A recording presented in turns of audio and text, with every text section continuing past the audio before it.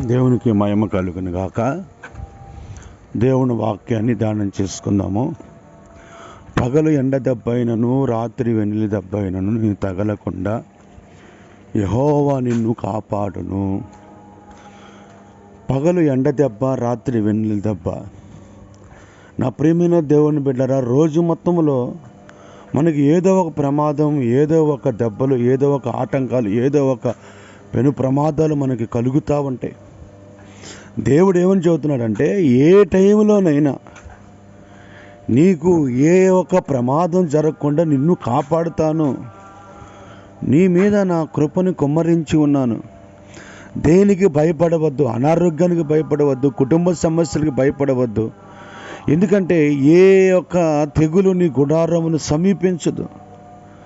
నేను ప్రతి క్షణము ఎండాకాలం, మధ్యాహ్నకాలం, రాత్రికాలం నిన్ను కాపాడే దేవుడు నేను. దేనికి నువ్వు జీవితంలో నువ్వు భయపడాల్సిన అవసరంలా.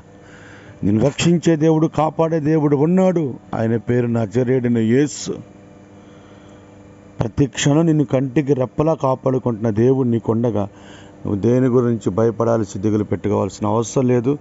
దేవుడు నిన్ను అన్ని విషయాలు, నిన్ను నీ కుటుంబాన్ని దీవించి ఆశీర్వదిస్తాడు, కాపాడుతాడు.